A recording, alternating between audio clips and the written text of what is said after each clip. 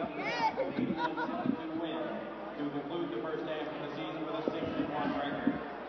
After a loss to Georgetown to start off the new year, the Mountain won the next 5 games to improve to 11-2. Check my math there. The Mountain would lose 2 games in a row for the first time that season after falling to St. Joseph's at Celeste and at New York U. The squad then rolled off 3 straight wins against Washington and Maryland, Campbell. That's impressive that they got them all here. After the win against Loyola, the Mountain lost back-to-back games for the second time this season at American and at Randolph-Macon.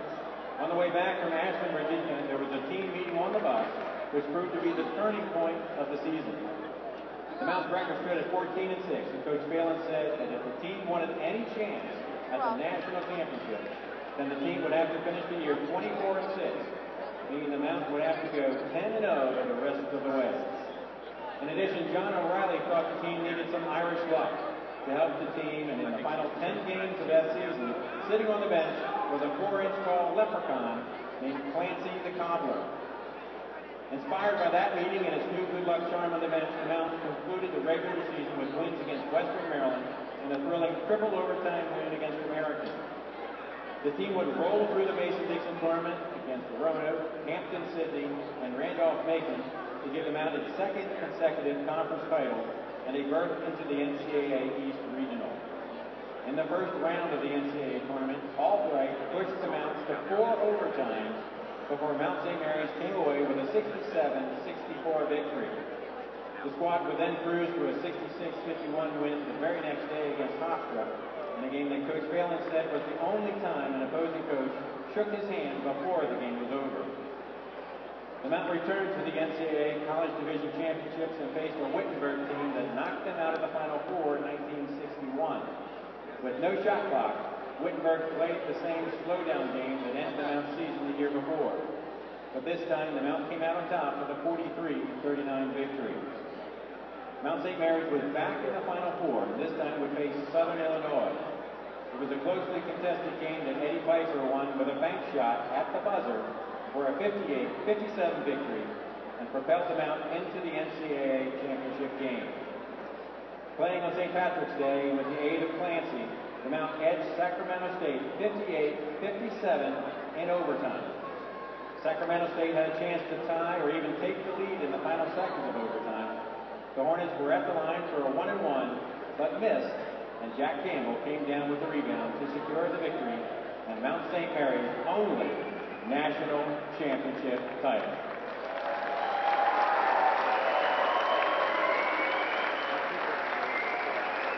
Ladies and gentlemen, it is with great honor that tonight we present to you the most successful basketball team to ever suit up for the Mountain, as we introduce the members of the 1962 National Championship team. At center court, welcoming each team member is Mount St. Mary's Director of Athletics, Lynn Robinson.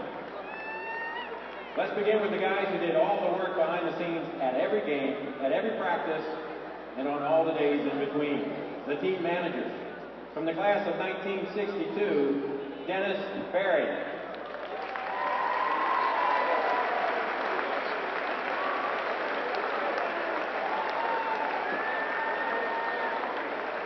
From the class of 1963, Damian Dufour and Jack Hughes.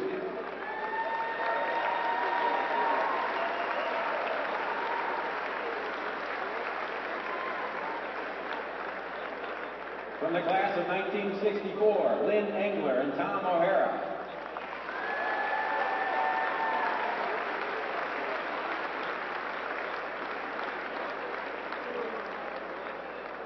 And from the class of 1965, Tom Rosa.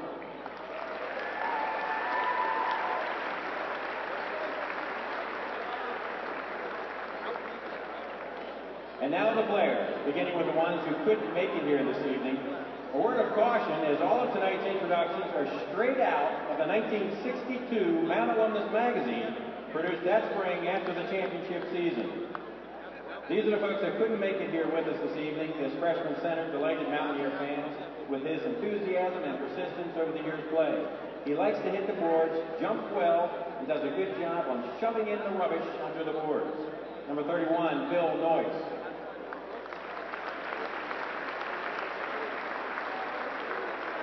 This sophomore forward is one of the squad's jumping jacks, a real good rebounder.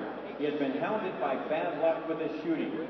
The added experience he picked up during the season's play should help him in the future. Number 25, Dave Spiewak.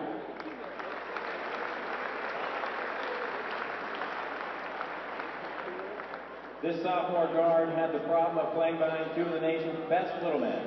Walz is a good shooter, has good speed, and moves well. He has never realized his full potential, but there are nights when he looks just as flashy as the starters. Number 5, Tom Walz.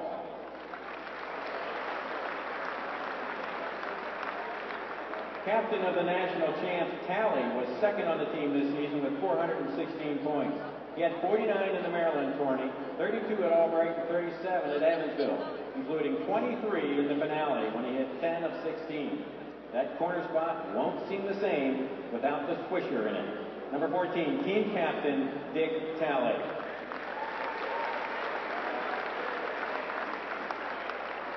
This junior center returned to action this year after a year's layoff, and it took him most of the year to try to shake off the rust.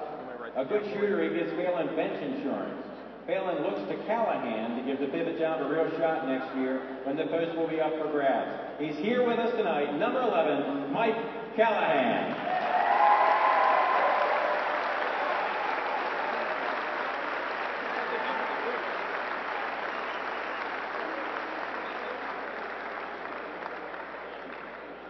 The giant from Newton, New Jersey was a whale of a help when the Miseries robbed the squad of Dave Samuels at Evansville. Campbell started against Southern Illinois and had 13 points and 7 rebounds. He also grabbed a miss by Rohr in the final seconds to save the title. He was a formidable sight under the basket, and enemy shooters got gunshot. Number 45, Jack Campbell.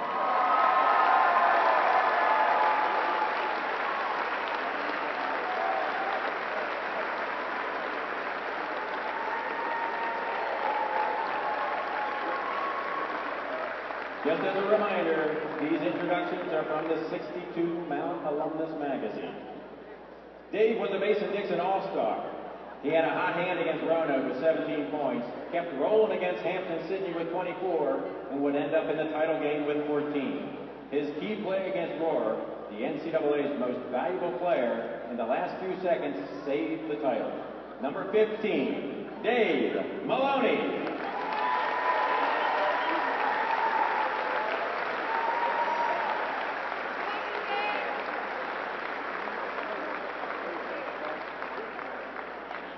This freshman forward got a baptism of fire in the tourney games, first at Albright and then at Evansville. Martini had some bright moments during the season, notably against Catholic when Talley and Pfeiffer were sidelined. His hot shooting kept the Cardinals under control and helped them out eke out a tough one. Number 43, Lou Martini.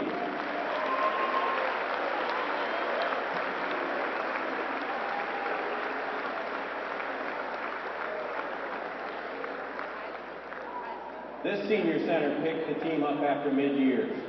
After a good Mason-Dixon tourney, Dave walloped the boards at Albright, where he led the team with 19 points in the quadruple overtime nerve-shatterer, and came back with a solid job against Hofstra to get the team to Evansville. Mountie hopes died a little when he ended his career in the Wittenberg game with a bad leg injury. Number 23, Dave Samuels.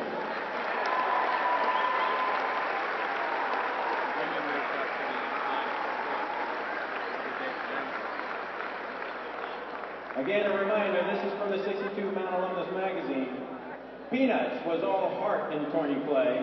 Injured as the Hampton-Sydney game started, he came off the trainer's table to score 22. He baffled Hofstra's All-American Richie Schwartz and got 12 himself. Won the Southern Illinois game with a last-second fling and 17, and would end up with 13 points against Sacramento. He had 372 points on the season. Number 35, Edy Pfeiffer.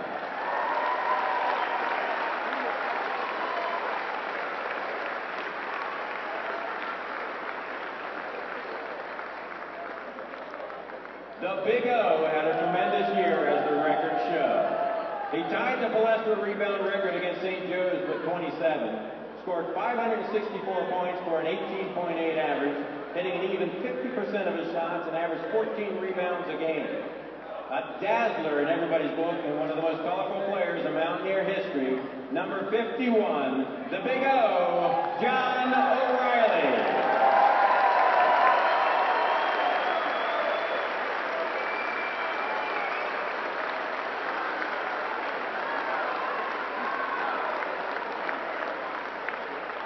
And behind every good team is always a good coach. The head coach of the 1962 National Championship team, NCAA record holder, Jim Callahan.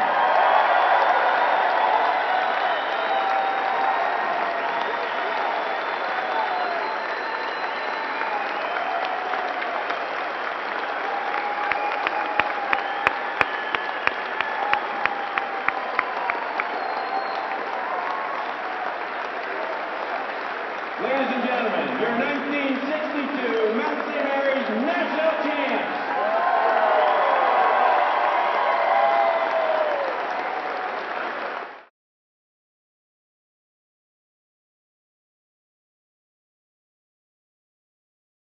I'm here with Jack Campbell from the 1961-62 National Championship team. Jack, what was your favorite memory from that season? For me, my favorite memory was the last two games. Because I played well, and that's when we won the semifinals and the championship. And what do you miss most about playing? Well, we love to play, but we just can't do it anymore. You know, I can still shoot the ball, I just can't run up and down. What do you and your teammates that are here this weekend have planned? Well, we had a nice dinner last night, and then we having a celebration after the game today. But fortunately, we're a good bunch of friends. We get together every year, just for a little bit of time anyway. That's great. Enjoy the game tonight. Thank you very much. Thank you. I'm here with Edy Pfeiffer from the 1961-62 National Championship team. What was your most memorable moment from that season? Well, probably the build-up. Just working our way through the regionals. We had done it the year before, and in the back of my mind was a question of whether we could get all the way. And that kind of made it a very interesting year for us. What do you miss most about playing? The buddies. I have these friendships now for 50 years, and this is the closest group of guys I've ever been with through high school, in my coaching years. The relationships have been permanent, and it's been a wonderful experience, and it all started right here. Great, congratulations, and enjoy the game tonight. Okay, thank you very much. I'm here with John O'Reilly from the 1961-62 National Championship team. John, some people might say that championship win was the luck of the Irish. Can you explain your friend Clancy? Yes, my father came back from Ireland with a little leprechaun for me, and he said, "This is for your team and for good luck for the rest of the season."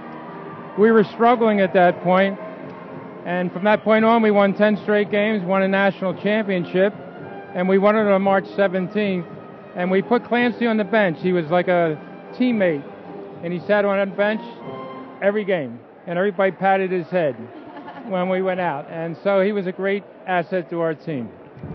We had a lot of fun with that. Thank you, and what do you miss most about playing basketball? I just miss the competition. I miss the excitement of it. I miss being in shape, which I'm not right now. But it was always great fun, and it was great to play at the Mount. Thank you, and enjoy the game tonight. Thank you very much. I'm here with 1961-62 National Championship manager Tom O'Hara. What was it like to be behind the scenes and see everything unravel for the championship team? It was a great year.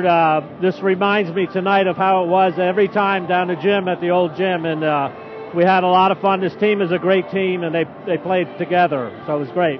And what was your most memorable moment from that season? Well, the thing about it I remember most is when we went out to Evansville for the championship. The first time we went out was the year before. We were so in awe. When we were going out this time, we were going out to win, and it was a great feeling to do that. Congratulations, and enjoy the game tonight. Thank you. I'm here with Mike Callahan of the 1961-62 National Championship team. What's it like to be back at the Mount tonight? Does this atmosphere bring back any memories? Oh my God, yeah, fantastic memories. I mean, also the school has changed so much, I can hardly recognize it.